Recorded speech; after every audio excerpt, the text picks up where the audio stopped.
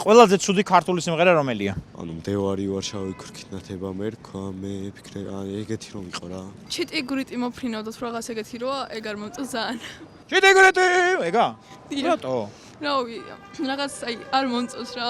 აი რომელი სიმღერა გიყვარს? მეოთხე და ის ყველა.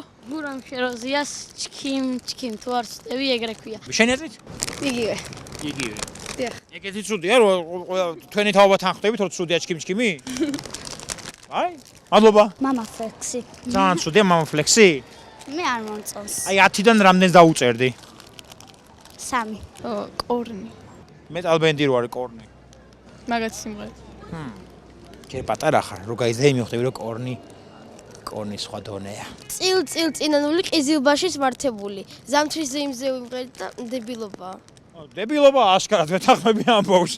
ნუ ამღერეთ ბავშვებს ესეთ დებილობებს. აი რა გინდოდ რო გიმღერა, რა გაგიხარებოდ რო გიმღერა. Oh, the single ladies. აი ქართულერა. აუ რავი ნებისმიერ სიმღერას ვიმღერებდი ოღონ ეგარა. და თქვენი აზრით რომელი არის ყველაზე ცუდი ქართული სიმღერა დაწერეთ ვიდეოს კომენტარებში.